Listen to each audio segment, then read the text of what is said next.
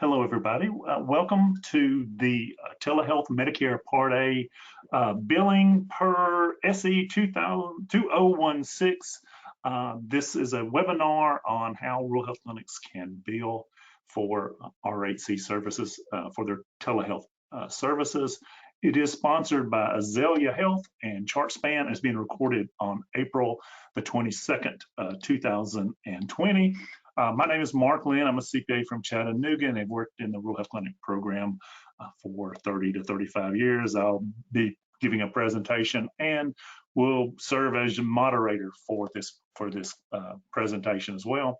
Danny Gilbert will be behind the scenes. She'll be running the polls and will be answering questions for you. If you have administrative issues that you need, just put those administrative issues in the question box for now, as far as slides and all that. If you don't have the slides, I saw a question earlier. We did email those out to everybody about an hour before the session. We also have, they're also located on our ruralhealthclinic.com COVID-19 website. Everybody's presentation here is in there as well. So you can find that information there. If you've not already joined the Rural Health Clinic Information Exchange group, please do so. It's up to about 1,500 members now. There's a lot of great information there. Julie Quinn just put some great information on there. Patty Harper's always helping. Nathan's jumping in. Charles James is always jumping in and helping people as well. So if you have questions, it is a very good way to get answers quickly. And you can also make sure to join the National Association of Rural Health Clinics listserv as well. That is a great way to get answers to your questions as well. So there's just two different ways to get information. What Healthcare Business Specialist does is we prepare a lot of Medicare cost reports this time of year, emergency preparedness, program evaluations. If you're in Tennessee, we do a lot of quarterly TennCare reports as well. So there's information on our services. And we've been very lucky in that Azalea and ChartSpan have started sponsoring our seminars to where now we don't have to charge you anything for that. So there's our tentative schedule for 2020. And we are planning on adding a few more dates, but COVID-19 sort of put a kibosh on planning for those seminars until we know what's happening there. And as I mentioned, ChartSpan is one of the sponsors of our seminars. And so we've got and they sponsor our webinars as well. So Travis Stevens from ChartSpan is here. He's gonna take about 2 minutes, do a little bit of advertisement for ChartSpan so we can pay for doing this. And then we'll get started with some introductions and the presentations. So Travis, we'll turn it over to you. Absolutely, Mark, and thanks for the warm welcome here. As Mark mentioned, my name is Travis Stevens. I'm a Regional Vice President of Sales for ChartSpan. Here at ChartSpan, we provide a fully managed turnkey solution to help providers with chronic care management, annual wellness visits, and quality improvement solutions. And we have a heavy focus on helping providers identify and close care gaps to continuously improve quality scores. We've been very grateful to watch the impact that chronic care management has had for both providers and patients in the rural healthcare space as practices are experiencing the reduction in revenue and office visits. Since the public healthcare emergency began, we've seen a huge increase in engagement in the program. We've seen a 30% increase in overall enrollment as patients are recognizing the value that chronic care management has, especially with the monthly check-ins that come along with the program, especially with the 24/7 support and the inbound triage that we're providing for patients who may be showing signs or symptoms of COVID-19. From our end, we stood up a rapid response CCM service that allows providers to quickly stand up chronic care management in as little as 24 hours with virtual training for both the staff and the providers. Then that allows our clinicians to become that extension of your office to help keep patients out of the waiting room where they're most susceptible and drive new revenue to the practice. If you would like to learn more, you can visit our website. It's chartspan.com. There'll be a banner at the top for COVID-19 rapid response at the top of the page. And as always, we're proud to be a sponsor of these webinars and these services, and I appreciate all the time and dedication each of the following presenters have put into making this webinar happen today.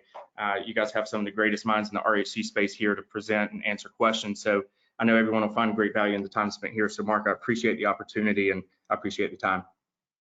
Okay. Thank you, Travis. We do appreciate it very, very much. And let's go ahead and move on to questions or comments.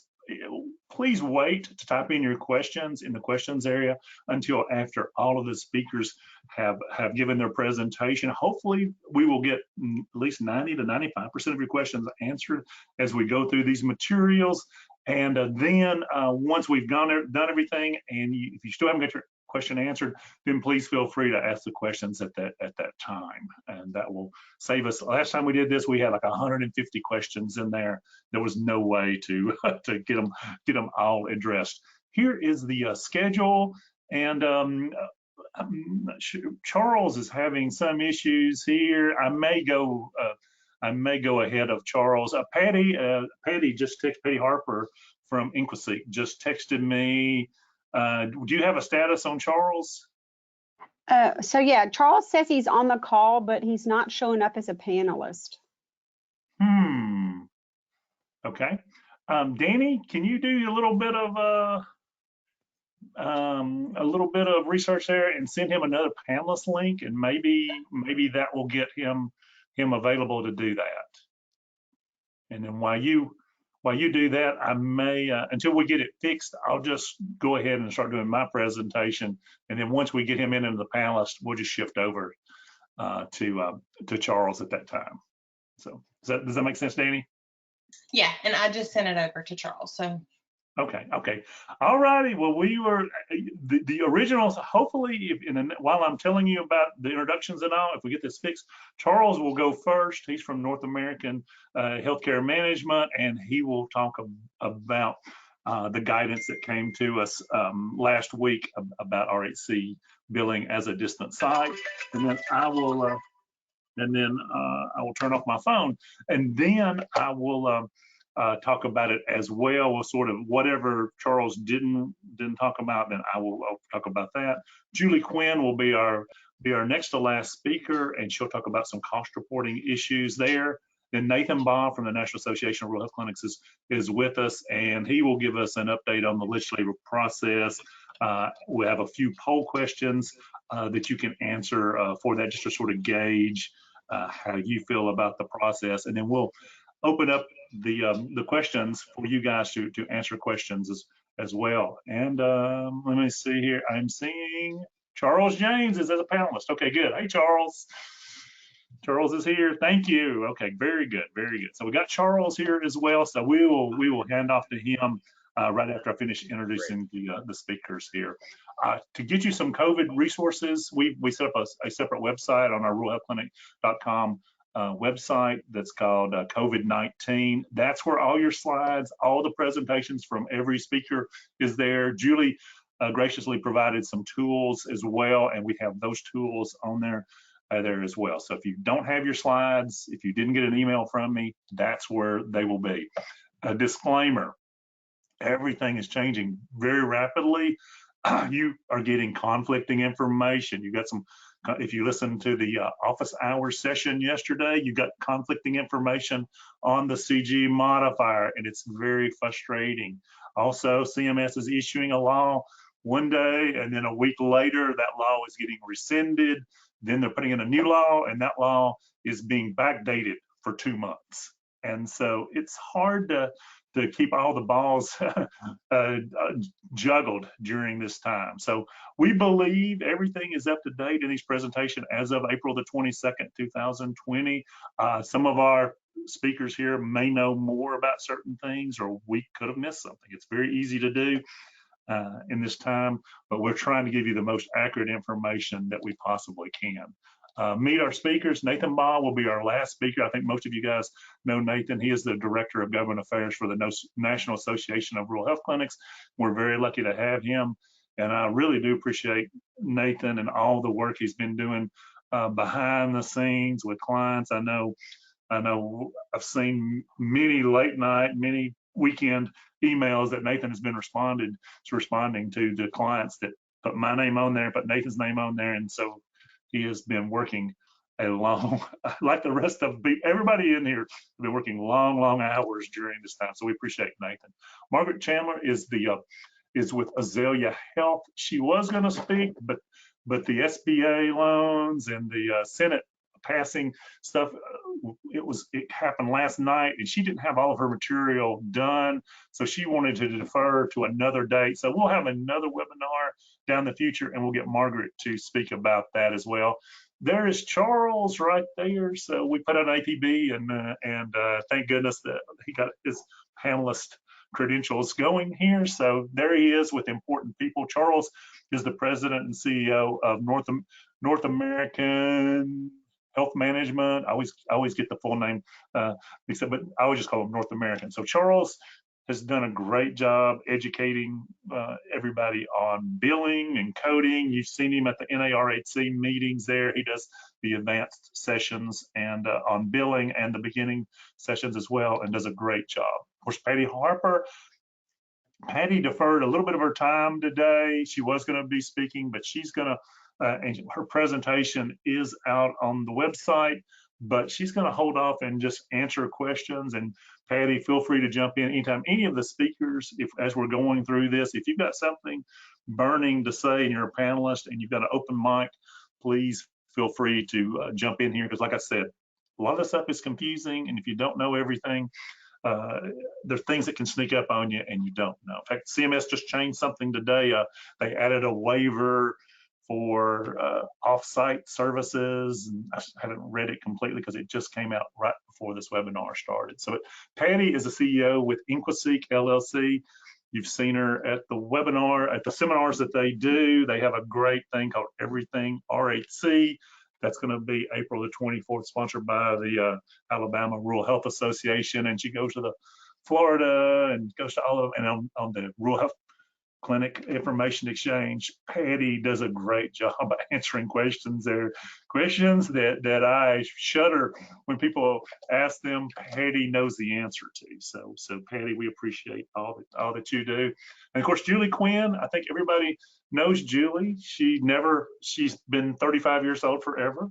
And as we talked before the session here, but she's been doing this for a long time. I remember when she worked for Riverbend, right down the road from us. But she is the vice president of cost reporting and provider education for what is the name of it? I should know. HSA. I always put MSA in front of it. But HSA. They're based out of Michigan. That was Ron Nelson's organization, and Chris Christopherson and Julie do a vast majority of not the vast majority, but a lot of the work there. You see Julie at a lot of the NARHC meetings as well, and she knows everything there is to know about cost reporting. So we're great. It's great to have her as well. Okay, I think that's all the people that will be talking. What we will do is we will hand off presentations to people. It's Charles's time to be the presenter, so I'm going to hand it off to Charles. And Charles, you should have control of the screen now. Do you have it? There we go.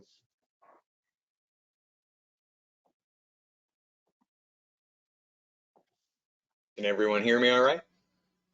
Coming through now, looks like. Yep, we sure can. Excellent. So I get rid of a control panel or two here. So good. I will try to keep this brief. We all know it's a fairly dense topic, right? So as Mark indicated, we've all been pulling a lot of late hours. This is my second webinar today. So I was up late at night rewriting material to get the current, this distant site material in and distributed to people because it's very important. So I appreciate being here. Mark, thank you for the invitation and the kind words. Of course, thank you to ChartSpan and Azalea Health for sponsoring. So let's dig in. Pre-COVID, we all know pre-COVID, please, pre-COVID. We could only report as a rural health clinic on a UB04, our Q3014, that we would be paid $23.17 for. We would report that with an E&M or by itself, and that was just an originating site fee. That's all we had as rural health clinics. We could, our remote physician would bill an E&M, but it would not be rural health. We could not be the distant site, pardon my punctuation there, and the patient could not be at their home. Those were statutory exclusions that we had to deal with.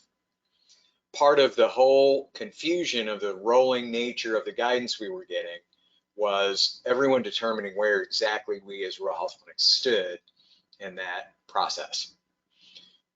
As we all know, there were a number of declarations. We find rural health clinics were exempt up until we had the CARES Act passed on March 27th, where finally Medicare allowed under Section 3704, the law allowed under that section for RHCs and FQHCs both to bill distant site telehealth services to Medicare beneficiaries during the COVID-19 emergency. We have to talk about the difference between, and we really have to distinguish, Medicare considers a telemedicine visit, a telehealth visit, to be one with interactive audio and video, and we can provide distance site services immediately as of March 27, but we didn't have a rule to do it. So as of last Friday, we got the rule. It was SE 20016, and essentially distant site telehealth providers can now be furnished.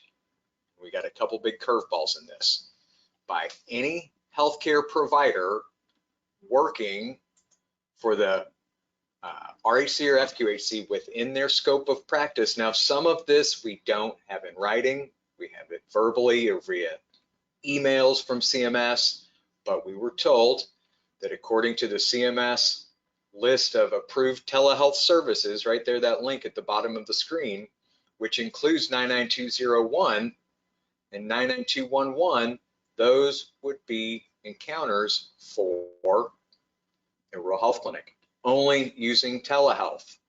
These would not be encounters face-to-face. In my view, we still have to live under the qualifying visit list, and it's the telehealth code list that gives us the ability to include 201 and 211, not our qualifying visit. So via telehealth, any practitioner licensed in the state, we're going to emphasize that, can furnish those telehealth services from any location, including their home, during the time that basically they're on the RHC cost report. And our telehealth approved list is the same list that the rest of the world gets under the physician fee schedule. So it's one instance where we have some cross-pollination between us and a CMS fee schedule list. The only thing that applies is the list of services that are on telehealth codes by CMS. The payment is set at $92. It's the average, it's a composite calculated just like virtual check-in or care management services fees were, and it's set at $92. We're going to bill the same as we would for an in-person visit with a modifier 95 on our claim line to signify this is a telehealth visit. Now we have this broken up into two parts. Let's get to that momentarily, but for right now, and this is what was via email from CMS, this is not a written publicized document, but per CMS, as stated in the MLN, any service provided as a distance site telehealth service under the physician fee schedule, so the same list of codes, not to be paid under the physician fee schedule, can be furnished by any healthcare practitioner working for the RHC or FQHC within their scope of practice. That drills down to RNs. One would think some other licensed in your state practitioners for a payment of $92. So this basically includes anybody with a license in our RHC, therapists, diabetic nutrition counselors. The world is our oyster on this in many ways. It's maybe a poor analogy, but really it's opened up very broadly to what we can do. We can backdate to January 27th through June 30 for these, for services rendered in this period. That's what it says. Let's look at the top. Distance site services furnished between January 27 and 2020, excuse me, January 27 and June 30 of 2020. We're going to report a modifier 95. We're going to use the E&M codes from the telehealth list, 99201 through therapy codes, through wellness visits, etc. Will be, here's the just crucial factor. For this period through June 30, we're going to be paid the all-inclusive rate Medicare is going to come back and reprocess those back down to $92. So you provider-based folks that are uncapped out there will have a payback. You independent folks who are capped at $86 will have a pay too. You don't need to resubmit these claims, hallelujah, for electronic fund transfer, because Medicare is just going to come right in and take that money right back from you. And you need to have that money in your account. So Medicare is going to pay at the all-inclusive rate and take the money back down to $92 if your rate is over that. That is definitely one of the negatives of this, but you need to be prepared for that. 95 modifier billed the same, the last bullet, as an in-person visit. E&M, this is for E&M with audio and video. This is for a telemedicine visit. This will be billed under the new distance site rules. We're going to use our E&M service. We're going to use modifier 95 and the CG modifier. It's a bit of a judgment call we're making to publicize that. We're getting contradictory information. I don't know how the claim will otherwise pass Medicare edits to be paid as an all-inclusive rate without the CG modifier. And I'm getting anecdotally some people who are getting rejections with the without the CG modifier. So through June 30, we're going to report E&M and not modifier 95. After July 1, we're going to change that. After July 1, we're just going to report with a G2025. We'll use the new G code, and only distance site telehealth services in the RHC during the emergency. This is not temporary. Hit advocacy, people. We need to make this permanent. We need our AIR out of it. We got a new normal that we need to establish here. So audio and video, we've got a HIPAA waiver for some of the, we don't actually have a HIPAA waiver. OCR, they're not going to audit during this period for good faith provision of telehealth services. These are our approved platforms. Facebook Live and TikTok are not. If you don't know what TikTok is, your grandkids or your kids do. We're all probably too old to be on TikTok, so don't be on TikTok anyway. Those are both Facebook Live and streamed publicly. Don't do that. Skype, Zoom, these other on the left, those are good platforms. Distance site through June 30, E&M code, modifier 95 and CG modifier. We're going to add the CS modifier if it's COVID related. I'm obviously speeding through a lot of this. Currently, CMS has stated, we've gotten some of this back and forth. We've had some contradictory information, and verbally via email, we've clarified that both modifiers should be on the claim. We may hear differently. Here's what that claim looks like. It ain't pretty.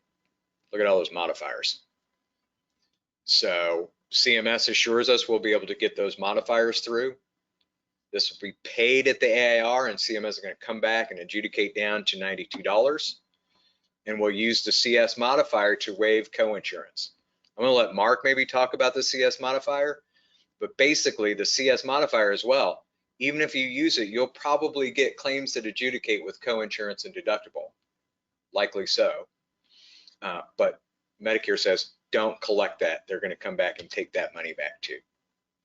So after July 1, we're going to use the G2025, the E&M, the 95 modifier, the CG modifier. We're told will go away for these. I don't think, we don't know if the actual E&M rendered will need to be on the claim, but stay tuned. I imagine we'll get more guidance. And then RHC claims with the new G code will pay straight at $92. No modifiers required, and again, only during the emergency. Here's what that looks like. No CG modifier 95, paid at the $92. No line item detail that we know. And CS modifier we'll use for COVID related. After December 31st, they're going to modify the $92 composite payment. We'll see what it comes out to. I need to move a little quicker. Here's what I want to emphasize. Virtual communication is not an encounter. Virtual communication is 5 minutes of communication technology used to discuss or remotely evaluate our patient, not related to an encounter. That's where our telephone calls come in. So if for Medicare, we're making a telephone only or a text or an email, that can be a virtual check-in service. E-visits are now a virtual check-in. All of the codes for virtual check-in that the fee-for-service world has, fee-for-service codes, we bundle into G0071. So G0071 includes our e-visits, which include portal visits. This would also include our we include our telephone calls under G0071. Revenue code is 521. We're getting feedback that some MACs are insisting on 526. We don't feel that's correct. That's something that needs to be addressed with the MACs. And the billing, we're going to be paid $24.76. It's the national average of all of the virtual check-in and e-visit CPT codes. That's what that claim would look like. No CG modifier, 521 revenue code. G0071 is only for RHCs. We don't use the fee-for-service codes. It encompasses remote check-in and remote evaluation, not remote monitoring, and a telephone call is absolutely workable. Patient consent can be verbal and under general supervision. Commercial insurance is likely going to follow Medicare Part B fee-for-service rules. We will not bill likely G0071 to our fee-for-service folks. Medicaid, MCO all have their own structure. Check with them. Here's the reference for the 20016. And I'm not going to go through all the care management services, but just remember, a lot of our virtual stuff will fall under time spent under a care management service. So some of our phone calls, et cetera, we can do some of these options under a phone call. And I want to remind everybody of the psychiatric options available under G0511, and that G0512 is a psychiatric coordination of care benefit that everyone really needs to be taking advantage of. So wow, that was speed billing right there. So that's what I came here to say, and hopefully I just wasn't more confusing, and I appreciate you listening. I'm going to pass it back to Mark. Thank you, Charles. If you will, just make me the presenter on GoToWebinar, and we will get started on that. And wow, and you did do that fast. That was amazing. I am impressed. I will not move as fast as you did. Okay, show my screen. Okay. Okay. All right, thank you. Thank you, Charles. Okay, now can everybody see my screen now? Danny, can you tell me if you got my screen? Yes, sir. Okay, perfect. Okay, thank you. Okay, hi everybody. This is Mark Lynn again, and we have a lot of slides, but I'm going to go through them very quickly, and some of them we're just going to skip over because Charles has already covered those. But I did want to sort of go through this material with you. I've got about 20-25 minutes or so. You can see that, I mean, everybody knows that telemedicine, telehealth implementation has been speeded up by COVID-19. A lot of folks really weren't interested in doing this. RHCs really didn't have a very good platform at all to do this. In fact, the whole country didn't have a good platform for Medicare because of what Charles mentioned about originating sites. You had to be in an originating site in order to get telehealth, which really is not the way telehealth is done. It's the originating site is your home. That's where it should be. So hopefully we'll be able to keep all of these great innovations in place after the PHE is over. And a lot of folks didn't do telehealth because Medicare was basically off limits because of these originating site rules. And what I always used to tell people was, don't let the tail wag the dog. Just because these old Medicare patients like Mark Lynn aren't going to do this and have a hard time with it, go out there and get your telehealth program going, because the young people like the Charles Jameses of the world, those people are going to be using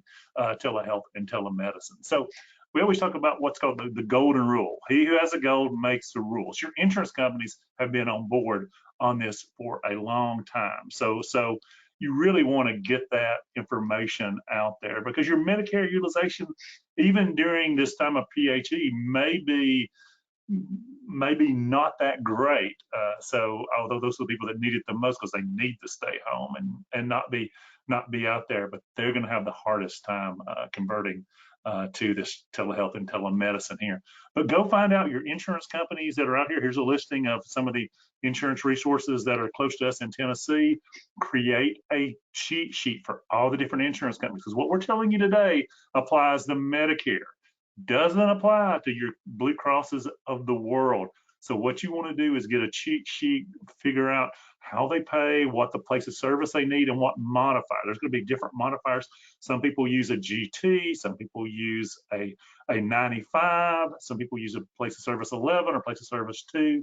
Every insurance company is going to be different. And these two cheat sheets will help you get started. They're not going to be the end all, because information may not be accurate for you, or and some of the information may be outdated now. These are a couple of weeks old, but you want to use something like this to give you a cheat sheet.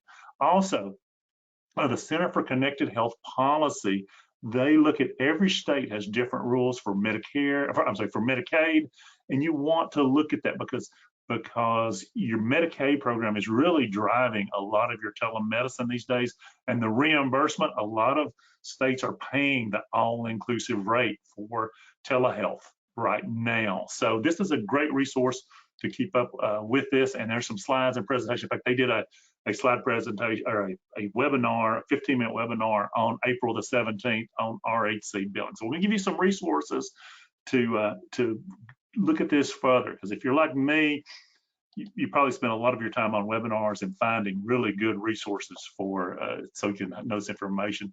Here you can pick out what state you're in. I'm in Tennessee, so I will click on Tennessee. It's going to give me the reimbursement regulations for Tennessee. This is from the Center for Connected Health Policy. So if you're in Kansas, you'll be able to use this and get good information on this. They actually put together an updated listing of telehealth actions the other day, March the 30th, and I think it's been updated since then. It seems like it gets updated pretty much every week, but you'll want to check that to see how telehealth is paid in your particular state. And then also licensure. You have licensure issues, or if you're going across state lines. I know we're in Tennessee, so we have patients that live in Mississippi. You're crossing state lines, and for Medicare, that's perfectly fine. But you need to check and see if your state has waived some of those cross state lines licensure rules as you implement your telehealth program. So here is a law firm that has a very good website to keep up with that. Unfortunately, there's not a whole lot of states in green, which they've made it very clear that you can do that. Everybody else is sort of in yellow, where we don't really have good information on that. CMS has been great as far as putting out lots and lots of information. Now, they may change the information as soon as they publish it. Like this one here, I put a little caution out of service on some things, because a lot of stuff you see from CMS actually gets out. This was published on April the 3rd. It was almost outdated within days of it being published. So there's little pieces of it that won't apply, and that's what makes it so difficult for you guys as you're billing claims, is some of the stuff is not available. Also, for Medicare Part B fee for service, we basically did a webinar. It's about 55 minutes on how to bill. So for Medicare Part B, it's not Rural Health Clinic. Nothing in here is about Rural Health Clinic in this particular one, but you can go to that website there. It's on YouTube, and you can see that. If you're just now getting started, we had somebody yesterday saying how hard it was for them to get this telehealth program going, and their doctors. Here's some things that you need to know to get started. Toolkits are great to get started. And this is from the RHI Hub. They've been doing this for a long time, and very good resource for rural health clinics. We hand out other little brochures whenever we do our seminars from them. They have a great toolkit for you guys to help you get your telehealth program set up. CMS also published a telemedicine toolkit very early on. Again, it's got some stuff on here that's a little bit outdated. I think it was published March the 17th, and 20 days later, there's a lot of stuff outdated. Also, the American Academy of Family Practitioners has a great toolbox as well. So get your hands on some of these resources that will help you. And before you do a telehealth visit, practice. Think about this is a visual presentation about how to do a telehealth visit. In fact, I've got a telehealth visit with one of my physicians next week. So I'm very curious to see how he's gonna do this for me as a patient. But walk through it, practice it, because it is very different. I think Patty Harper and I were talking about doing webinars, how it's so different when we do webinars versus seminars. We can gauge how people are reacting to what we're saying, while on doing telehealth, it's very different. You don't have a lot of your tools that you need. It's hard to take a blood pressure or take their temperature. You have to rely on a lot of patient reported information from them. So practice that. Practice how you're going to get your consents. Practice how you're going to document. And I think Inquisic has a really great document on how to document, because time is really, really important. And Julie Quinn will talk about the time aspect when she talks. But you're going to have your providers to sort of record, how much time they spent, where were they located, and where was the patient located? Was verbal consent obtained? There's all sorts of information like that you need to do a good telehealth visit. Again, why are Medicare slow to adopt telemedicine? When my wife, who's not Medicare yet, but she's close, it was hard enough for us ordering from Sam's Club. I think that took 4 days. So we are not that very technology oriented the older we get. Of course, Medicare has been falling rapidly, way behind everybody else as far as telehealth with these originating sites. That's really killed the telehealth program. You had to be in a certain location.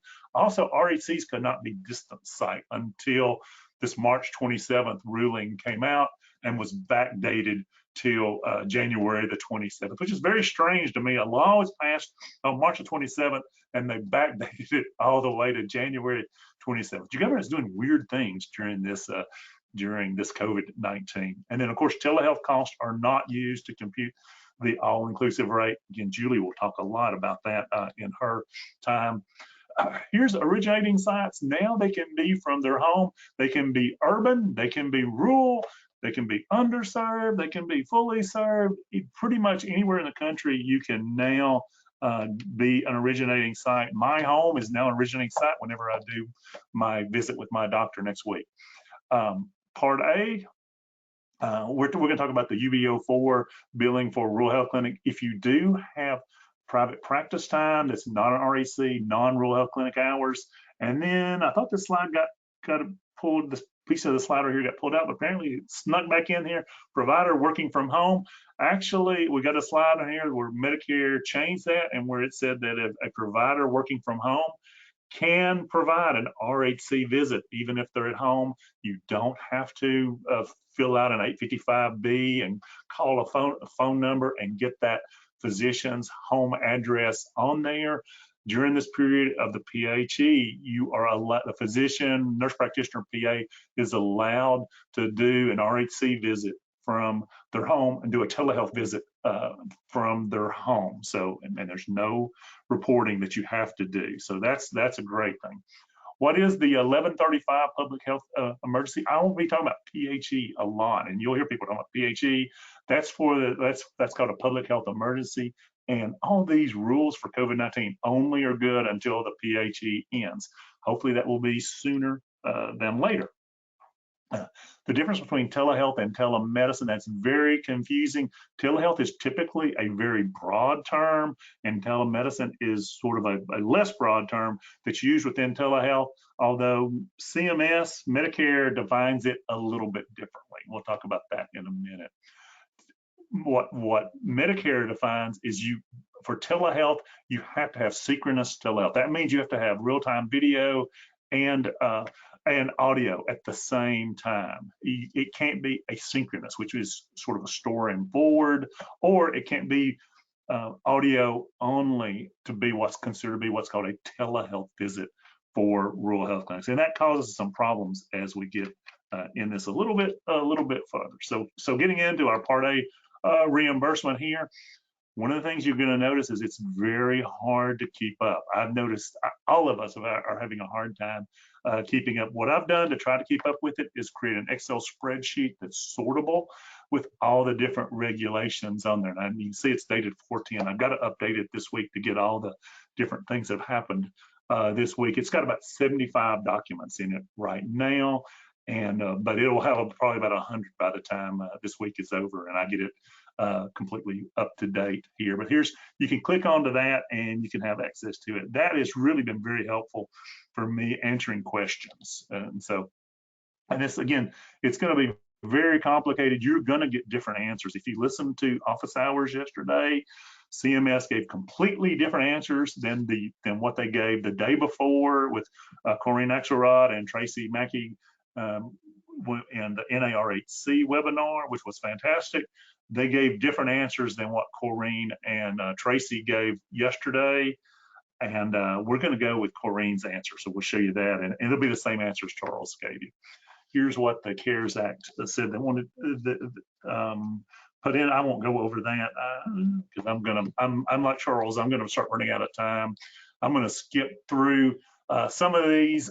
Nurse only visit. Here's one that Nathan responded to, and I think Charles mentioned it as well. And basically, this is everything is so different now. You know, we've always told people you can't do a 99211. You're not gonna.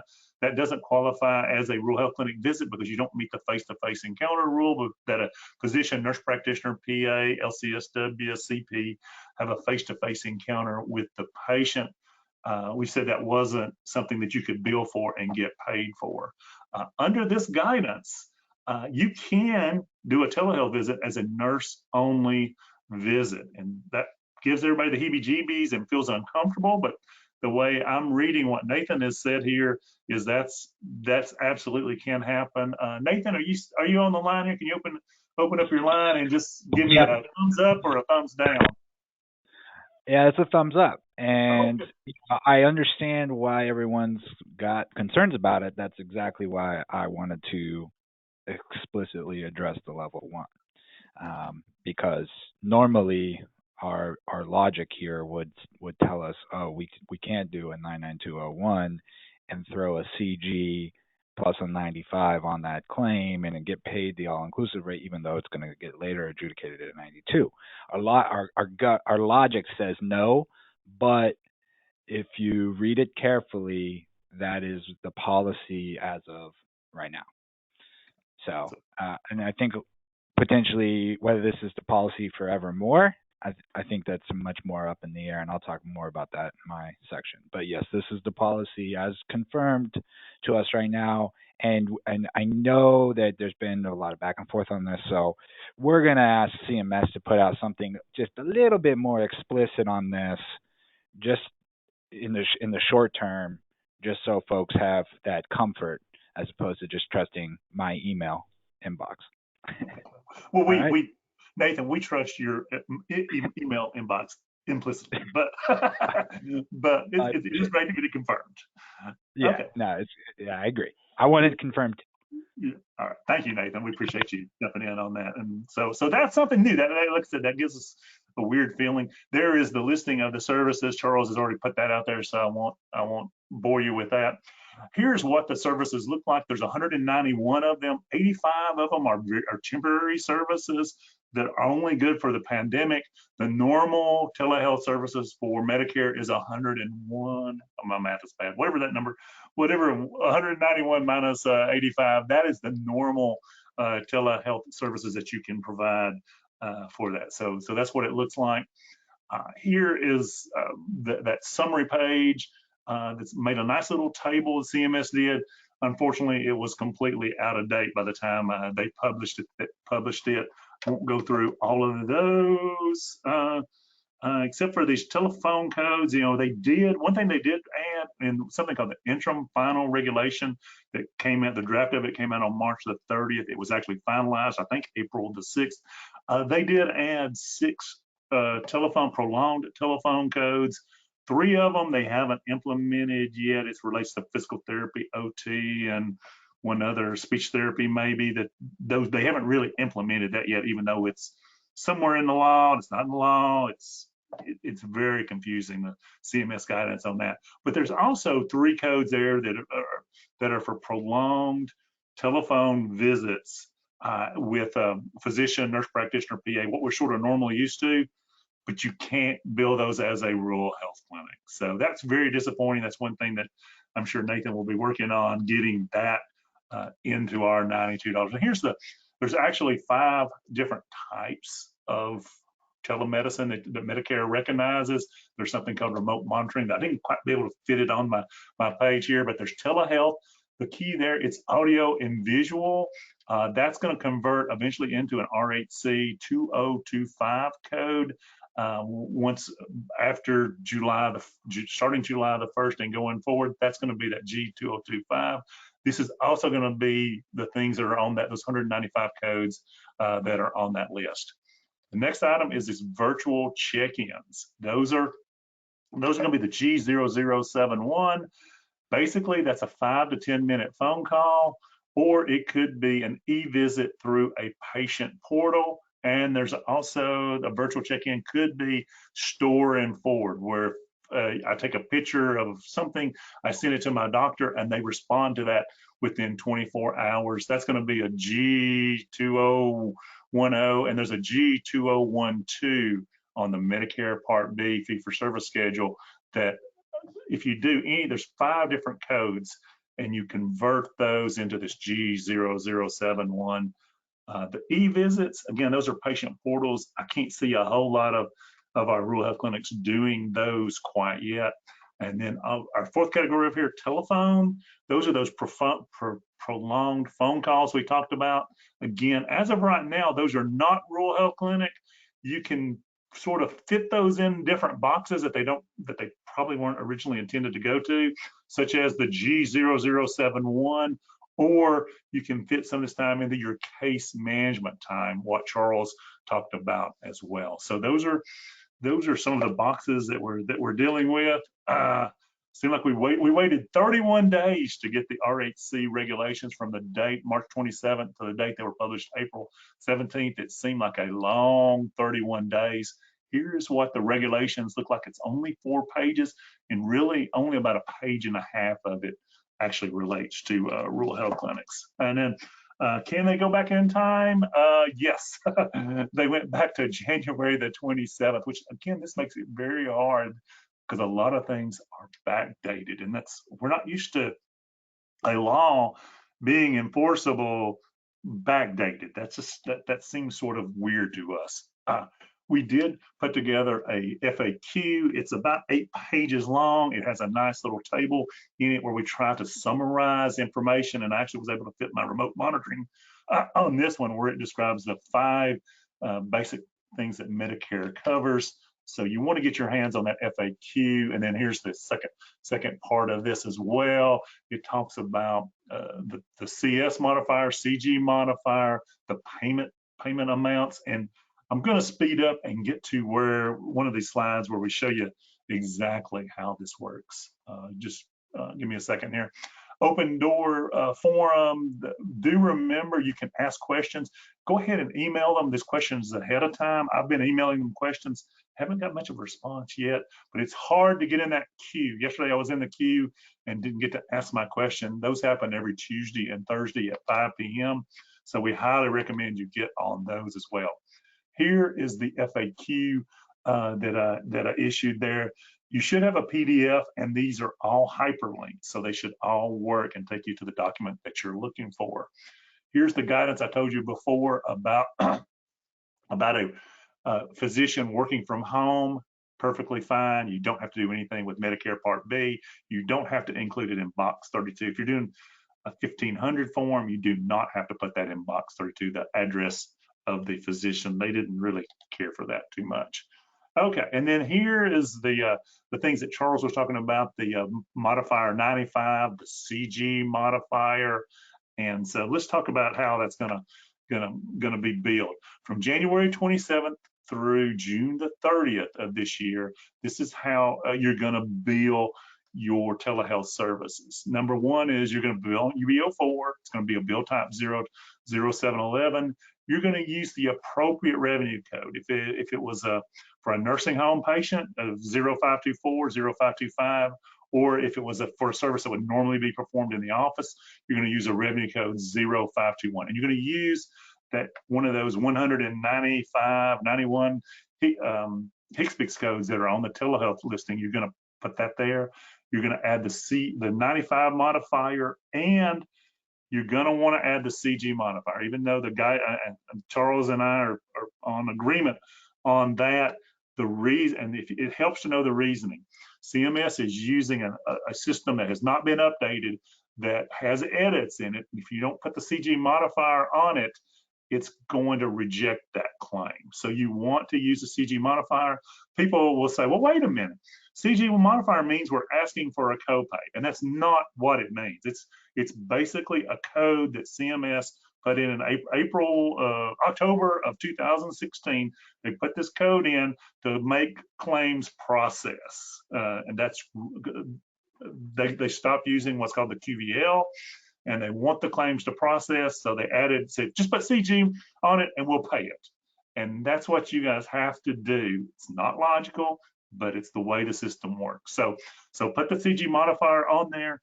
If for CS is a new modifier that they came up with. I think it's March 6th. I lose track of the dates, or somewhere I think it's March the 6th though. They came up with a new modifier that if its service is related to COVID, whether you're having to do lab work on that patient, whether it's a suspected COVID patient, you are going to use the CS modifier, and they're going to waive the copay and deductible. That's important because you will get paid your full reimbursement rate, the full $92, and you will not be responsible for collecting copays if you do that. There is no place of service on a UB04. People ask me this all the time. Well, what place of service we use? There is not a place on the UB04 for a place of service. And then the new G code will be in on July the 1st, 2020. We'll basically convert over to it. Everything will be a G 2025 is what you're going to use, and CMS will pay the proper rate at that time. And so this is starting July 1. This is what your billing will look like. You're going to put a revenue code 0521 on here, or whatever's appropriate for that. Then you put the G2025. There no 95. No CG is my understanding. If you have to add a CS, that's perfectly fine. And then your payment rate will be $92, whether you're provider-based or independent. And I put together a little table here that talks about how much you would get paid based on 80%, based upon 100%. But let's go to the next slide. I think this will be a little bit more easy for you to understand. We'll go through a couple of these, and then I'll turn it over to Julie. Telehealth visit for an established patient occurring from January 27, 2020 through June 30 in an independent RHC. So here's what your coding will look like. Revenue code 0521 will be in field locator 42, 0521. The description will be an established office visit. You're going to put in the HCPCS code 99213. You're going to put a CG modifier, and you're going to put a 95 and the date of service. In this case, it's January 27, 2020, when this first started. One unit, our normal charge for a 99213 is $100, and this particular RHC gets the capped rate of $86.31. So since I'm old and we had what's called T accounts back in the day, let's see how that gets processed whenever we talk about money. We're going to charge the patient $100, so we're going to credit our accounting system $100 for that sale for $100. The receipt, we're going to collect $20 from the patient, 20% times 100. This is not related to COVID. So we're going to collect 20 from the patient. Medicare is going to pay us $69.05. They're actually going to pay us 80% of this. There's no sequestration. You'll notice that your checks will be a little bit higher because during the period of COVID, there's no 2% sequestration. So you're going to collect $69.05. So total is going to be $89.05 of money, and you're going to write off $10.95. You can't balance bill in Medicare, and it talks about balance billing whenever you sign that. There's the portal from HHS where you got that additional money a couple of weeks ago. It says you will not balance bill for that, and all RHCs do not balance bill anyway. But so this will be a contractual adjustment. You're not going to get paid that money. What will happen is CMS will reprocess these claims, or your MAC will reprocess these claims sometime in July 2020. And if you're a rural health clinic, independent rural health clinic, Yay, you're going to get $4.55 basically. You're also going to have a negative contractual adjustment of $4.55 for that. And so that will be, you'll have a receivable coming in July for that, because the $92, as sad as this is to say, is higher than your all-inclusive rate. Now, and that may not always be the same, because remember, Palmetto and your Max have been increasing your interim rates for bad debts, for flu and pneumococcal. So some of you guys, your rate may be more than this $86.31, even if you are an independent RHC. So this math will not work every single time, but it just gives you an idea of the process. And here's the bad news. If you're a provider-based rural health clinic, here's what everything is going to look like for this period of time. Is you're going to have the same process above. I use the mean. Wifley does a great job of benchmarking, and last time I remember, they said the mean payment for provider-based RHCs was about $214 was their cost per visit. So let's use that as your payment rate in this situation. Our charge will still be $100. That's not going to change. Our copay is not going to change. We'll get paid $20. Our receipt is going to be 80% of our $214. So Medicare is going to pay us $171.20. And hallelujah, we have what's called a negative contractual. That means we got paid more than we charged in our sample here. So in this case here, we're going to have a negative contractual of $91.20. We all balance out. Everything is hunky-dory. We're very happy until July rolls around, and Medicare is going to adjust our payment down to the $92. Actually, here's the math here. They paid us $171.20. 80% of $92 is $73.60. They're going to withhold, they're going to take back from you $97.60 if you're a provider-based RHC, and if your rate was $214. Now again, provider-based RHC reimbursement rates are all over the place. It could be 110, 150, 200, 300. I mean, they're really all over the place. So you want to go back and look at that rate and see how much money you will potentially have to pay back based upon the number of telehealth visits you have and based upon what your current rate is. So I think that's important information to have in your mind. And I'm running. Yeah, I got one more minute here. I was want to go. I'm not going to go through all those slides, but I will go. One thing, if you guys are Medicare Part B, if you do have some Medicare Part B stuff, remember the guidance. Especially for you hospital folks that still have some Medicare Part B, this change really confused people before, and RHC people, turn off your brains. This doesn't apply to you. Turn off your brains, but you guys, if you have Medicare Part B, fee for service, before COVID, you had to put in a place of service 02, and but after COVID, during this PHE and the time frame they had on the document was March the 1st, 2020. Is you now put place of service 11 and modifier 95 on there. You actually use the place of service where it would have normally been performed. So if this is case here, if this was normally done in an office, you would put place of service 11. If it was normally done in a provider-based, facility-based clinic, I think that's 22. You'd put a place of service 22 on there.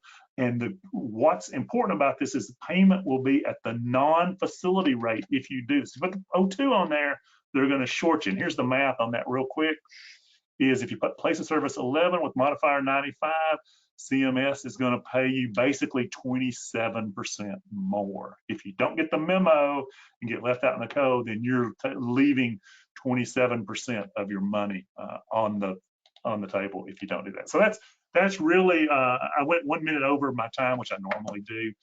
Julie, I'm going to transfer this over to you guys, so you can do the cost reporting issues, which will be so much more fun than what we just talked about. So Julie, it's on to you.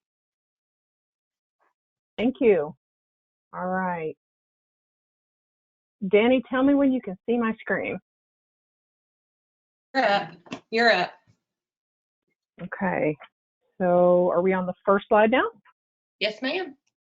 Just making sure you don't have my dual screen, which is my vision board, if you will. It's the castle in the Magic Kingdom at Christmas. So I just making sure that we're on the proper slides here. I don't know about you guys, but wow, that was a lot of information. Thank you, Mark. Thank you, Charles. I know Nathan's going to come and pour more into our brains once I get done. And just so you guys know, Mark did let my chain a little loose. He only had me down for 2 minutes yesterday. Told me I could go to 10 today. That actually, we've had a lot of fun with that. He knows that I can't even get started in 2 minutes, as you're hearing in this introduction right now. What I want to do is just simplify it. You guys just want to know, what do I need to know about this for my cost report, and what kind of information do I need to be keeping up with for the end of the year? We're not going to get into how the cost report works, so we don't have the time, again, 10 minutes, to go into what this means. But back to the basics for just a second. As anyone who's heard me speak, this is the thing. If I repeat it once, I repeat it 10 times. At its core, RHC cost divided by RHC visits equals your RHC rate. Cost divided by visits equals your rate. So let's put that in our pocket. Let's keep that in the back of our brains as we start talking about things that are paid outside of the RHC rate. And what do we do with those? I love this triangle. I like the fact that our non-RHCs at the bottom, it's in the smallest triangle. That's really where we try to be when we're doing our cost divided by visits equals our rate, because it's RHC cost. It's the things that are left at the top. Telehealth is going to be in that bottom non-RHC section. What's important with this is to know that overhead gets allocated based upon the ratio of RHC costs on the left, healthcare, to non-RHC costs, which is where your telehealth is going to live. The cost of providing the telehealth services for your independent, that's going to go on line 79.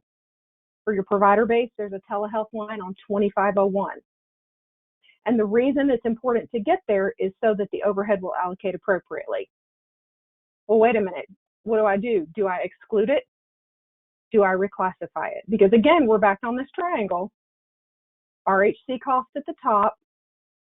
Telehealth goes in this bottom non-RHC section. Overhead gets allocated. Do I pull it off? Do I reclassify it? If it uses overhead, this is just general rules. I pulled this off of a general slide where I talk about this. If you use overhead, you reclassify, because it's got to pull some of that overhead down. If it doesn't use overhead, then we make an exclusion. For telehealth, if you're using the clinics, EMR, billers, front desk, referral coordinators, you may need to reclassify your direct cost. And in most instances, you're going to be in this top bullet. If the telehealth visits are performed by the provider from their home, an exclusion with limited overhead components may be appropriate. Because remember, once we pull things down into the bottom of that triangle, that overhead is going to allocate based upon how much you have down there. Discuss it with your RHC cost report expert. It is way more than I can explain in 10 minutes here to tell you, should you exclude it? Should you reclassify it? It's going to be one of the two.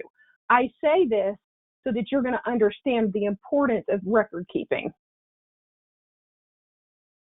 If you decide to reclassify it, if I can say one thing to you today, only the direct costs go down into that non-RHC cost center. Because remember, I'm going to flip back up here for a second. Overhead gets allocated. So you're only putting direct cost down into that non-RHC cost center.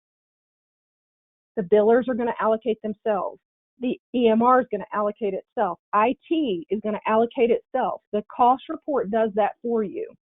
You don't have to pick apart every little thing, every little cost, you bought iPads, whatever, for telehealth. You only do the direct cost. The overhead is going to allocate itself. How do I do that? What are the things that I need to keep up with to do this reclassification? Same as you do with lab, x-ray, EKG. You're either going to time the activity or we're going to use some sort of surrogate. So we're going to keep time studies or we're going to do a surrogate. Method A, this is the one that I want everyone to try to do, is to actually keep up with the time spent. The practitioners performing these visits are going to keep time studies. And then once those time studies are done, then the bean counters, like Mark and myself, we will get involved and we will allocate the percentages, figure out the percentages, and take the direct cost down to that non-RHC cost center. Let's see if I can pull up for a minute, and this is outside of my slide deck. Can you see my tracking log at this point? Yes, ma'am. This is just a sample that we've created, and I actually stuck the I have it. I can give it to Mark if he wants to upload it to a source for him. I could not put it out on Facebook. It would not accept an Excel spreadsheet. But it's just basically put the practitioner name. Where are they located? What type of visit? Time in, time out. Don't forget your charting time. Because I think it's important to capture the whole time that you're working on your telehealth services. So method A, you keep up with actual time studies. And this again is back to, we have to reclassify the cost of doing these services down into the non-RHC cost center, and only direct costs go down there. How do we calculate direct costs? We do time studies, method A, or method B. If at the end of the year it didn't work out, you couldn't get your providers to do it, it was sporadic, we just don't have actual time studies data, which again is our recommended method. I think we're going to be able to at least make some estimates based on the CPT codes. And I just threw some general CPT codes. There's equivalents for new patients, of course. In the actual descriptions, it'll tell you how many minutes they average for these types of codes. Now, mind you, you're not billing that way, but from what I've talked to Charles and Mark and our billing director, Julie Wiegand, and from what I'm hearing from those folks that know billing, you should be able to run reports that say, for the telehealth visits I did, this many were 99212s, this many were 99213, etc. And we will use that to calculate the time to do the reclassification. This is just some examples of why that surrogate, I feel like the surrogate would work, because within these are just from the descriptions, the 99213s, the 99215s, it'll tell you 15 minutes, 40 minutes. The piece that it might not pick up and why we really want you to do time studies, those are the preferred methods, because your charting time is not in here. We don't have this approved. Again, this is a surrogate. This is the fallback in case you can't get accurate time studies. So we're going to make a reclassification. If you have a mental health, again, this is just an example. 90832 is a 30-minute. And that's for the statistical surrogate. Because remember, we're trying to figure out how much goes in that non-RHC cost center. We're going to do that by calculating a reclassification of direct cost. To do that, we need to know of your practitioner's time, how much of it should go down to that non-RHC cost center. We're either going to use a time study, or if that does not work out for you, our fallback is the CPT codes. We can run some reports from your system and get a statistical surrogate, get a time surrogate to calculate the time. All right, then we have our cost. Cost divided by visits equals your rate. RHC cost divided by RHC visits equals your RHC rate. This is paid outside of your RHC rate. Because it's paid outside of your RHC rate, it doesn't go in your RHC visits on B. So when your cost report preparer at the end of 2020 asks you, give me your RHC visits, be sure that you give them your telehealth separate, if at all. It should not be included on worksheet B. in the visit count, because RHC cost divided by RHC visits equals RHC cost per visit. I think I said that right. RHC cost divided by RHC visits equals RHC cost per visit. Telehealth, paid at that $92 rate, is paid outside of the rate. The cost is carved out, doesn't go in the cost bubble. The visits don't go in the visits. It's just outside of that calculation altogether. Costs are moved down to the non-reimbursable cost center. Visits don't go on B. And you don't include that time in the FTE calculation. I'm not going to get into how FTEs are calculated. Just know when we do this time calculation, we're also going to use that so that we don't use the time that the providers are spending doing telehealth is not part of their RHC FTE. That's all I have. I think I went over my 10 minutes. I knew I would. I'm so sorry. Okay, Julie, will you move the presentation over to Nathan then? I will. Thank you.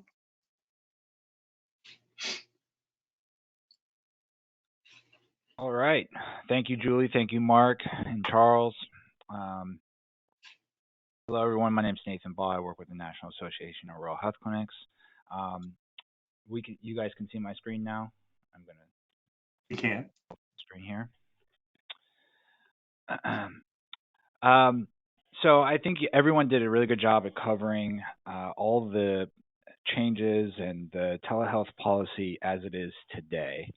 I'm going to ask folks to step back and put on their big picture thinking cap for a second in my section here. And some of you might have seen my presentations on the NARHC webinar. I was unable to talk about advocacy on that webinar because it's partially sponsored by the federal government. So on this webinar, because this is a private entity, and thank you again to Mark for putting this on, I can talk about advocacy. So we're going to do this, and we're also going to have some brief polling questions that Danny is going to pop up to have a little bit of interactivity here. And it's not scientific or anything, so just feel free to answer what you feel like makes the most sense. If I was doing this in person, I would be engaging with the audience, but obviously we're doing this on webinar. The question is, do you like the way that this whole thing was brought to rural health clinics? And Danny, go ahead and put out that poll.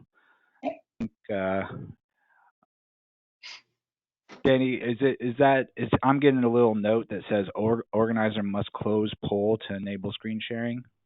Yeah, it's the poll is populated, and it's right. The same question you just asked with the options to choose. You want me to read those out? Sure. I just can't see the results. I guess maybe only you can see the results. Maybe I was gonna let some votes come in, and then I'll share the results, and you should be able to see them that way. Okay. We're trying to do a little interactivity here. I'm going to presume that this policy, in my opinion, Nathan Baugh's opinion, was not the best way to bring distance side policy to rural health clinics. I understand that in some edge cases that the way that telehealth visits was set up might actually be beneficial. For example, those nursing visits, the non-RHC practitioners that now all of a sudden can get paid $92 for a visit. You can design business models around this $92 payment that are actually beneficial. But we did not get the same logic that everyone else got. Everyone else, basically, the government said, whatever you get paid in person, that's what you get paid through telehealth, and it doesn't even matter that you did it over telehealth. If you extend that logic to rural health clinics, that means that we would get our all-inclusive rate. And we are getting our all-inclusive rate until June 30th. we're just going to have to adjudicate all of that to $92 in July. So that would be the logic that I would have preferred to see here, and it's something that we pushed for in the CARES Act, and it's something that I still think that we need to push for, because there are a lot of long-term implications to $92 as the payment for telehealth services. Obviously, in the provider-based setting, it's a significant drop from your normal all-inclusive rate. So if your all-inclusive rate is anywhere above $92, what incentive do you have to really promote telehealth visits when these are supposed to be true one-to-one replacements for in-office services, for 99213s, 99214s? Why would you ever do those over telehealth, right? And I do not think that this current policy is going to be the long-term policy, the sustainable policy. So I think that we need to advocate to improve this whole thing for rural health clinics, right? And Danny, if you don't mind, I'm just going to go ahead and skip the polling because I can't really see it interactively. Sure. So, Nathan? yeah, go ahead, Mark. The results were like 1% of people said they give them an A, which pretty much suspect that. They got a B 25% of the time, a C 26% of the time, a D 27% of the time, and an F 21%. So you can see that pretty much 75% of people were pretty unhappy with the rollout. So right. What you think? Yeah, and like I said, this is all moving fast. But we are the guardians for the Rural Health Clinics program. National Association of Rural Health Clinic, Mark, Patty, Charles, Julie, HSA, you all, the clinics themselves, we have to fight to improve the rural health clinics. No one else is going to do it for us, okay? So that's kind of what I'm trying to get across. We need to improve this long term. There's issues with G0071 that I'm not going to get into. I know that a lot of folks want the audio only types of services to be paid a lot better. Right now, we get the $24.76. Is that really enough to do a significant amount of audio only services? Probably not. So we need to think about that long term. And just where is this all headed? Virtual check-ins, digital e-visits, these are all new things.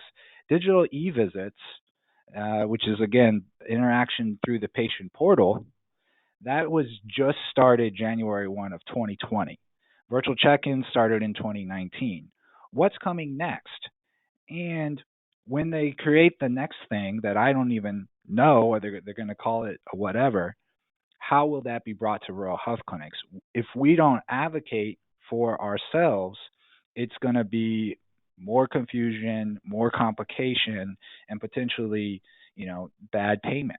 So we really need to be vigilant on this. Now, with that said, go ahead and next slide. We can make changes. So here's a little bit of good news, and this really just broke yesterday. The CARES Act 3.5, I shouldn't say CARES Act, the legislation, the COVID-19 response phase 3.5 legislation, which passed the Senate today. If you look at the news, you see that Speaker Pelosi is saying that it will pass the House either today or tomorrow. That included $225 million for rural health clinics and no one else. And that was a huge win. I was extremely happy to see that. I would love to take all the credit for that, but it's really not true. It was a large group effort. It was a large group effort that made that happen over many years of us trying to raise our hand and tell the government, hey, don't forget about rural health clinics. Understand that this money only goes to FQHC. It was years of messaging that to policymakers that I think finally led to us being included for once in a grant program. Now, details on this, totally to be determined. $225 million divided by 4,500 rural health clinics is $50,000 per rural health clinic.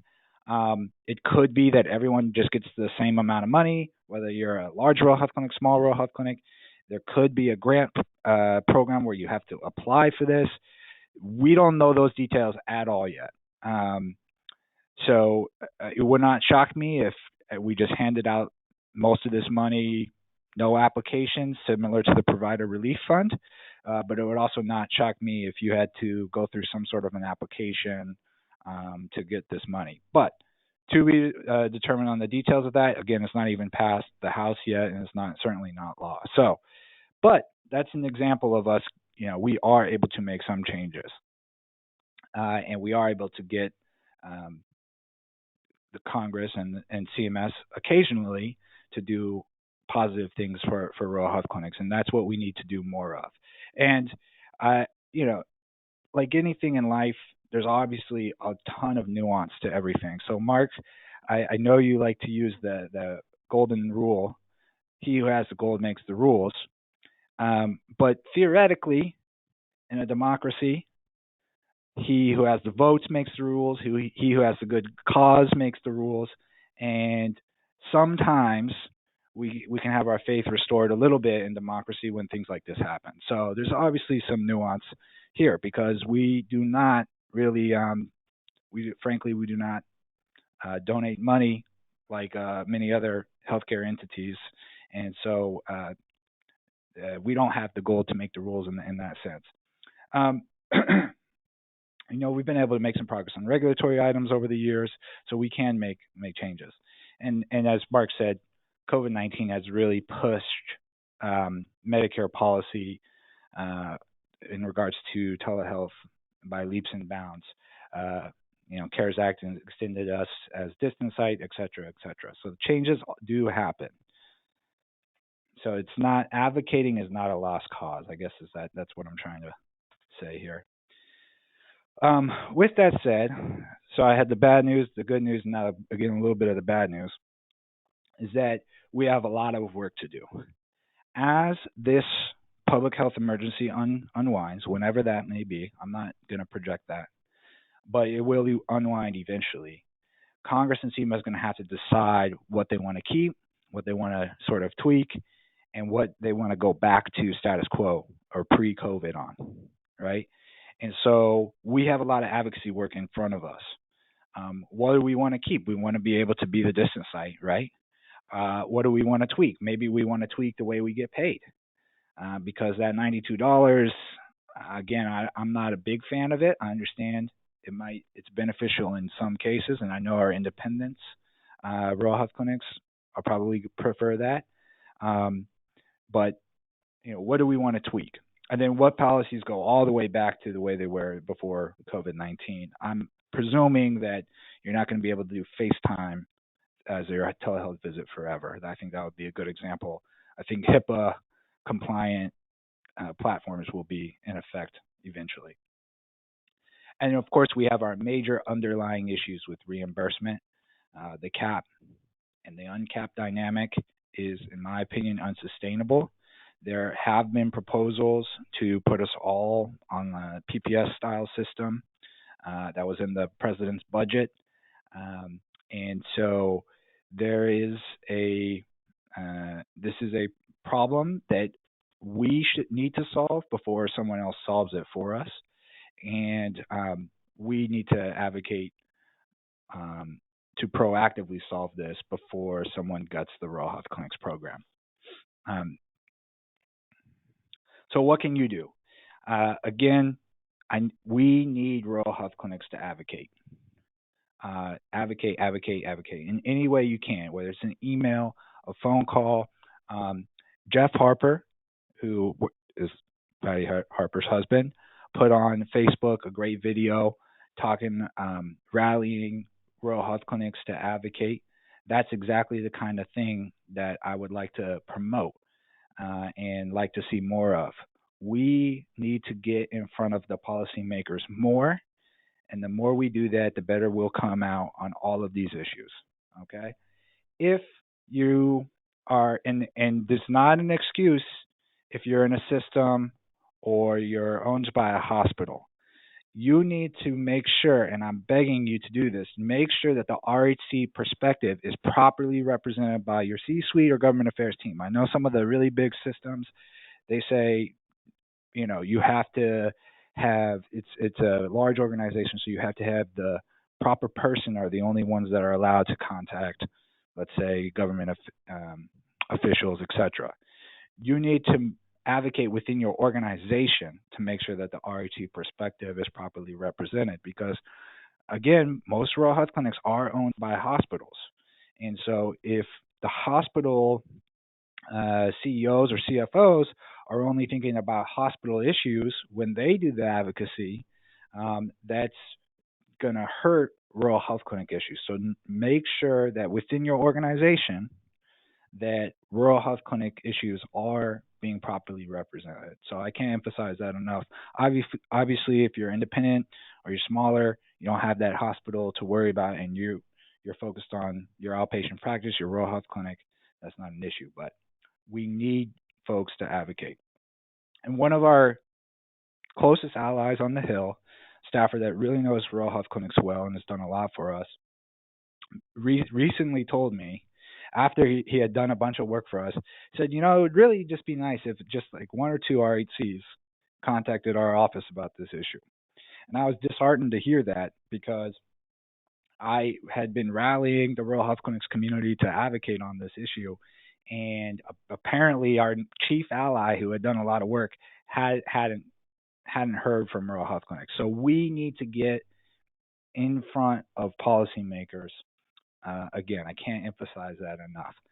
And the last thing, and the other thing that Hill staffer said to me, he said, it's one thing if, the lobbyists here in Washington, D.C. area say it, but it means a lot more if it comes from folks that are in the district, in my state, that are actually in rural health clinics, right? I grew up in San Diego. I live in the Washington, D.C. area now. I've never seen a patient. I've never had to file a claim. This is not my personal story. It is your personal story. So it means a lot more if it comes from rural health clinics as opposed to Nathan Baugh, National Association of Rural Health Clinics. It means a lot more if it's your personal story. And finally, advocacy is like anything in life. The more you put in, the more effort you put in, the more you'll get out. So if you just do a canned message, yeah, maybe that's nice. But the more time you spend trying to reach your congressman, trying to push an issue, putting some thought and effort into it, the more you'll get out of it. And so I'm here to help you advocate, but it's going to take work from on my end and from the broader community if we want to see some of these changes that we want to see. So with that, I'm going to turn it back over to Mark, and I think we might be going into a Q&A in a bit. Mark. Yes, hey Nathan. Yes, we will right now. Yeah, thank you very much. Show my screen, okay? And what I'm going to do, Danny, we had two more questions. Let's just go ahead, just out of curiosity, just to see. Will you open up the polling for the two polls that we have? Okay, did you? Okay, the second one's open. It says, what are the long-term implications of the $92 payment for telehealth services? Okay, and then what are my, and then the answers are, let's see, we need to fight to keep it after the PHE. Provider-based RHCs will be damaged by this. Independents should get the $92 for face-to-face encounters. And then telehealth visits and costs not being counted will hurt them. And the answers. It's a little bit of all of the above, huh, Mark? Yeah, all the above. Absolutely. All of the above. Absolutely. So those are some of the things that I'd go with. The answers have to be very short on GoToWebinar. They don't give you a lot of room, so I sort of had to abbreviate and put some answers there. So 45% of the people right now say that telehealth visits and costs not being counted will hurt RHCs. 13% say independent RHCs getting the $92 should get the $92 for face-to-face encounters. 25% of the people say provider-based RHCs will be damaged by this, and then 15% say we need to keep fighting to keep this after the PHE is over. So, Danny, go ahead and close that one out. We will, Nathan, we'll send you the results of these polls. Again, like you said, they're not scientific, but it's interesting to see what people were thinking anyway. And then, Danny, if you'll open up the last poll, then we'll start working on the Q&A session. Okay. And It's how can we improve G0071 payments? Okay, and then the answers I put was add prolonged telephone services with this, add more levels of payment or for more minutes, extend the higher rate past the PHE. Those were, and then D was other. So if you put in other, go ahead and put in questions what your other response would be on how to improve it, because we definitely want ideas on how to improve this G0071. And Nathan's, just so you know what the answers are, let's see here, 32% are saying that add prolonged telephone services with a higher reimbursement for more minutes would be good. 40% said add more levels to the payment for more minutes. I think that's pretty much the same thing. And then 26% say extend the higher rate past the PHE. And then finally, the last one, other, 2% had a different answer, which we definitely want to hear that as well. So thank you all for responding. Danny, you can close out that poll. And then the questions here, let's open up the question panel, and then we will start assigning those. Let's see here, 105, and I'm going to wait to get the ones. I'm actually going to start at the, let's see, the presentation. Yeah, let's see, 2. Let's see here. Okay, let's start with at 228 right here. This one people started skimming. Charles, are you still on the line? Yep, I'm here. Hey, Charles, we got a question here. Do we bill it says G0511 to Medicare Part A or Part B? I'm thinking they mean G0711. So I'll let you take that. The G0511 is the care management code. Oh, gotcha. That's why I didn't know it. Okay, gotcha. Yeah. So tell us about that. Actually, that care management, the G0511 is only billed to Part A. That's like the G0071 in that those are rural health clinic specific codes. So G0071 and G0511 and G0512 all are solely Part A claims. Okay, perfect. Could we have contact info to contact him? I don't know who you want to. Mark, that one came in when Nathan was speaking. Oh, with Nathan. Okay, all right. Yeah, Nathan, what is your contact information? Nathan.baugh@narhc.org. Should be plastered all over narhc.org. BAUGH is how you spell my last name. Send me an email. Yeah, and Nathan is very good at helping people. Believe me, like I said before, at the very beginning, he's been very, very kind to put a lot of time in people. So okay, let's see.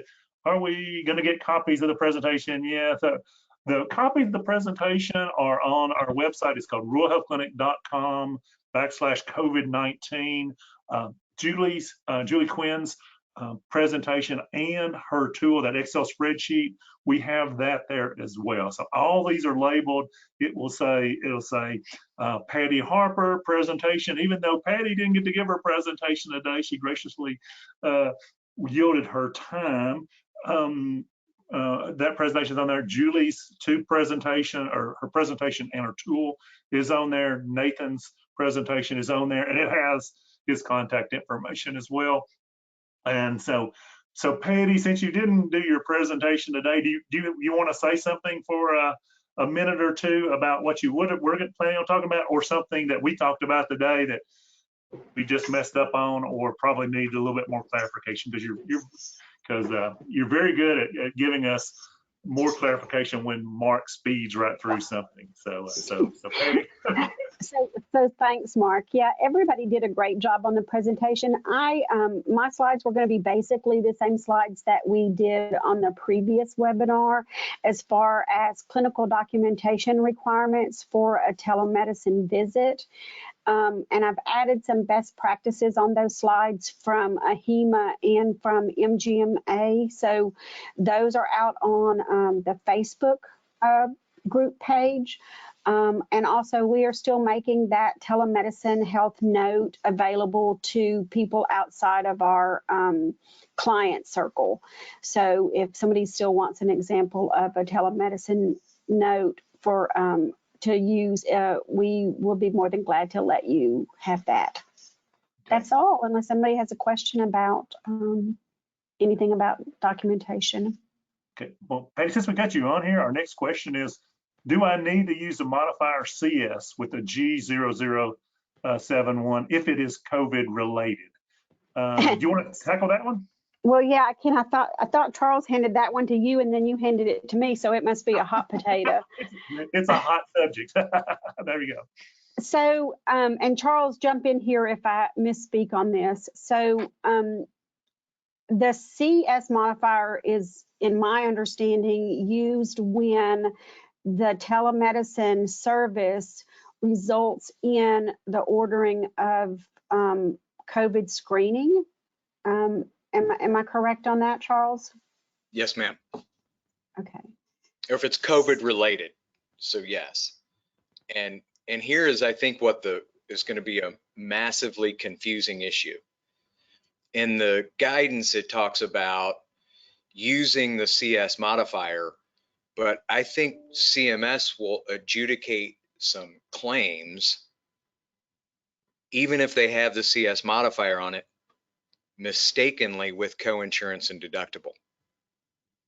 I think we're getting report, and so in that guidance it said, if these claims pay with coinsurance and deductible, do not collect the coinsurance. So even if you put the CS modifier, and CMS after July is going to come back and reprocess incorrectly processed CS modifier claims, if that's not confusing enough. So we're going to get some fault. I think my understanding is that some of those claims may process incorrectly and just have to wait for them to reprocess. So we have a lot of kind of bookkeeping headaches with this for sure. Right. We're going to need a lot more of Mark's T accounts. Yes, there's some more T accounts. And yeah, what will happen in that situation is, and I'll use independent RHCs because the numbers are easy, is 16, you would have saved $69.05 if they processed that claim incorrectly, if it had a CS modifier on there. You should have received your full rate, the $86.31. So when they reprocess it, you're going to get a check for the difference. Before that $17 difference, you'll get a check for that difference per claim. And then with provider-based, same rationale would apply. Your rate's $214, you actually received $171, you should have received your full $214. You're going to get the $40-something additional money whenever that reprocesses. And those slides are in the presentation. I just ran out of time before I could do those.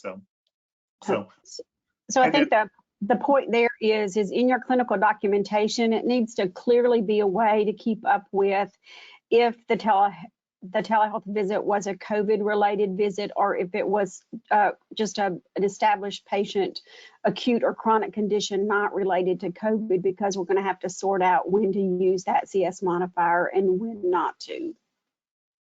Okay.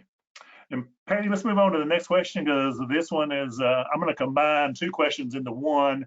And we've been talking about this particular issue for a couple of weeks now. Number one, Andy asked, can you bill for annual wellness visit under telemedicine? And then Kathy comes in and says, has there been any guidance on what to do with annual wellness visits? Can we document we cannot measure the required height, weight, BMI, or BP, or should we not be doing them telemedicine with the patient at home without those measurement capabilities? Patty, I'll let you go first, and then Charles, if you can if you can talk about that as well, that'd be great. So yeah, I was going to ask Charles to chime in on this too. So I believe the annual wellness visit is on the approved telehealth list, is it not, Charles? Yes, it most certainly is. Yeah, it Yep. is. So then we also get into an issue though, depending on, I guess, if you're provider based or independent, whether from a reimbursement standpoint, it makes sense to do those as telehealth visits. I mean, I'm never going to say withhold a service from a patient because of reimbursement, but if we're still in that 12-month window, that might be a consideration. Yep. Charles, what else would you add? No, I agree. And, frankly, especially for independents, on an annual wellness visit, via telehealth, or honestly, as an independent captain counter, it's not a great deal. So yeah, the annual wellness visit is absolutely on the telehealth list and can be rendered via telehealth. But yeah, I think there's some cross objectives there. Yep. I don't know if we answered the part about what about vitals and measurements and weight and height and those type things. I suppose since those can be done, you would just rely on the patient's historic information. Well, in the context of the annual wellness visit, that is a really good question. And now, in one of the CMS, I haven't seen this in writing, but in one of those office hours calls, CMS said that on their evaluation and management codes, they're going to start prioritizing time and medical decision making over HPI and physical exam for that reason. Now, how that would translate to an annual wellness visit is a difficult question because that's a core part of the assessment, right? So. Right, and that's a great point. With any telehealth service, we're going to be limited in not being able to take blood pressure and temperature and height and weight. So the provider needs to be fairly skilled in obtaining that history of present illness or those elements in a more subjective way from the patient. So we're going to rely heavily on the history section of the note because we will not have the exam components of the note. Okay, annual wellness visits sounds like it would be a good idea to do them via telehealth. It's just going to be very, very hard to get the vitals. I think that would be the biggest issue that you're going to run into that. There are some things that people have. I know I've got this thing called Title Care that's nobody's going to be dumb enough to go out and spend $300 for a nice little thing. But I got one. It works great. It checks my heart. It does my temperature. It does my lungs. I mean, the thing is amazing. So if one of your patients has something like that, they can actually take that information, store and forward, shoot it to you, and you'll have some great information there. And as you do more and more of this telehealth, I mean, we may be talking about getting kits like that and maybe supplying them with certain patients, and maybe we really need to get remote monitoring as an RHC allowable service, because that is really where healthcare is headed towards that. And there's really good reimbursement for remote monitoring right now. If you take 15 different readings during the month, you get like $60 or $70. You get another 40 or for something else on there. So that is something that we really, we really need to have RHCs to be able to do that. Let's go on to the next question here, and I think it sounds like it's sort of addressed to me here, but you guys can chime in on this one if you think I gave the wrong answer on this one. You said that you could not balance bill patients, but when I read the terms and condition, it states we cannot balance bill patients for COVID-19 treatment. Not all patients. The Medicare agreement, when you first signed into the Medicare program, unless it's changed 35 years ago, it said you cannot balance bill. You basically, to be an RHC, you have to accept what Medicare pays. Hey, Mark, what's that? Hey, Mark, I Yeah. think I may have, I have a feeling, and I'm just interpreting the question a little differently. I have a feeling by what that questioner means is, should we bill the co-insurance and deductible? I think maybe we're misusing the term balance bill. Yes, you're right. Of course, you can't balance bill for your charge amount over what Medicare approves, right? Right. But if Right. we consider co-insurance and deductibles collecting from the patient, then yeah, here's an important spin on that right now. CS modifier waives co-insurance and deductible, even though we might have some claims processed incorrectly. But part of the emergency provisions have also said that HHS is not going to audit providers, and that even outside of the CS modifier, we can waive co-insurance and deductible amounts at the individual provider level during the emergency. So I think there is some ability outside of just the CS modifier on our own subjective, on the provider's own subjective opinion, and that during the emergency, HHS was not going to audit that. It doesn't mean it's waived. It means they're not going to audit that. But certainly, yeah, balance billing is facing. Let me just jump in on that.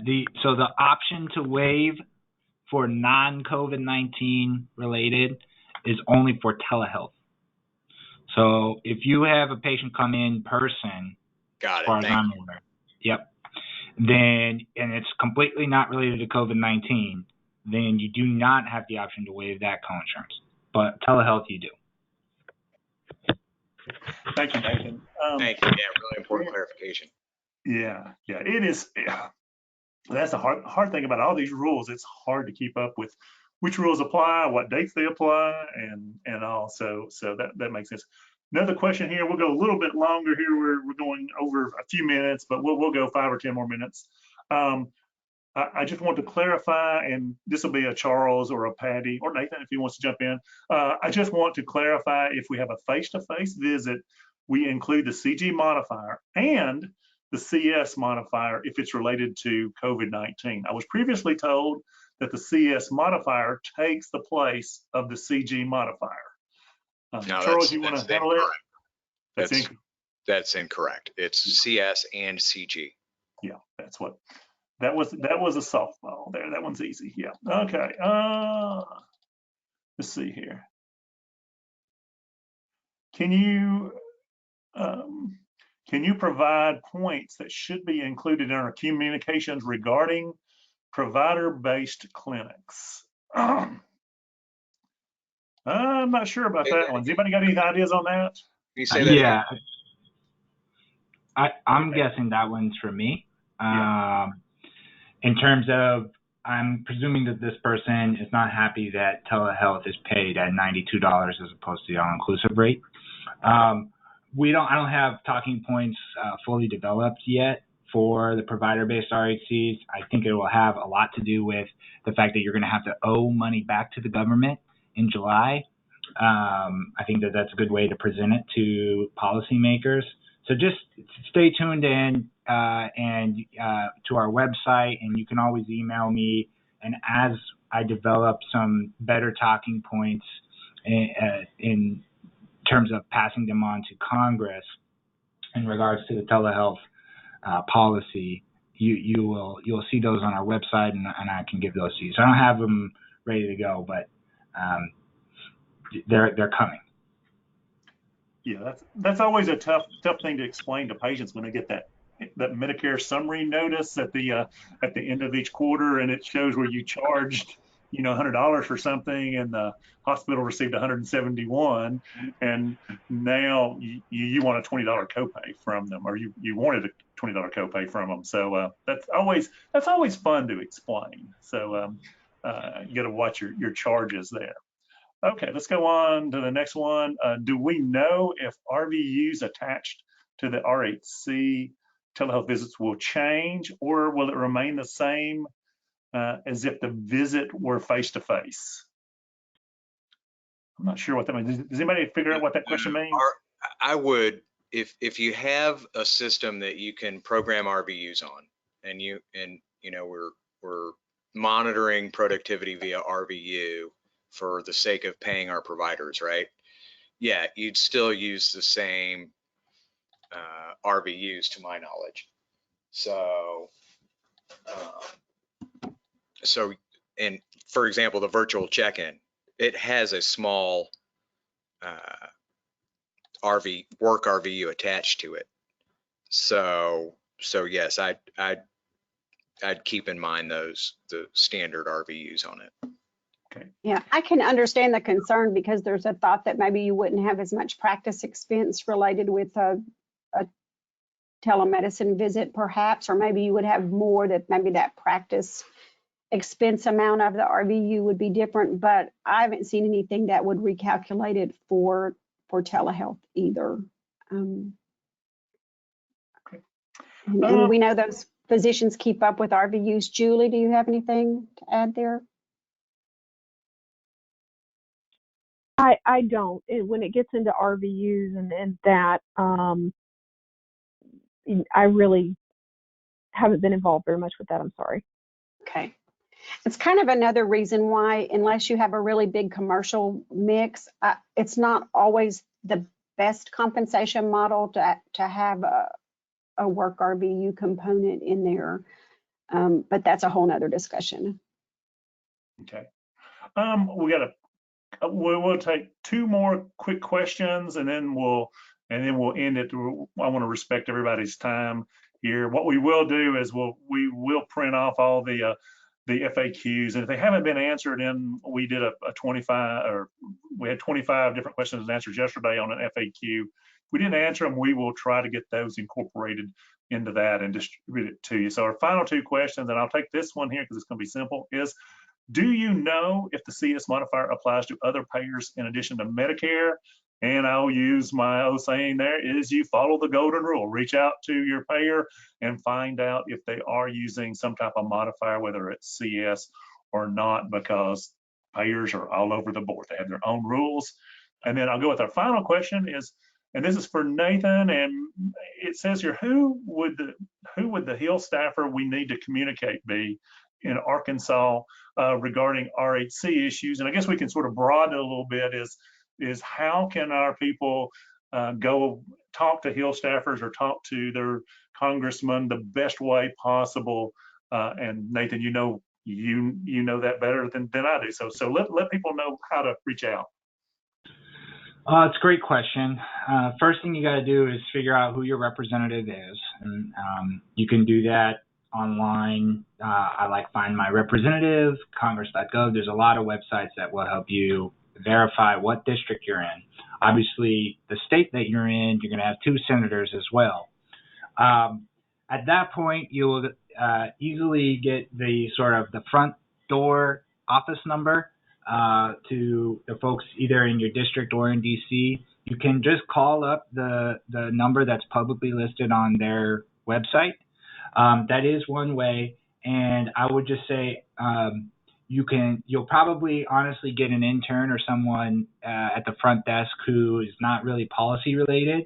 You can absolutely ask who handles the congresswoman or congressman's health issues or senator's health issues or health profile, and hopefully they can give you contact information for that person that's a little bit higher up in the office.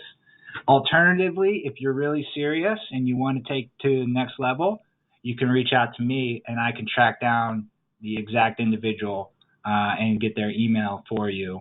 That's the health LA or the health person for your congressman and your senator. So there's a couple of different routes. Again, they will notice if you are persistent and you work your way up that chain and you say, no, I want to talk to someone who knows what they're doing about health.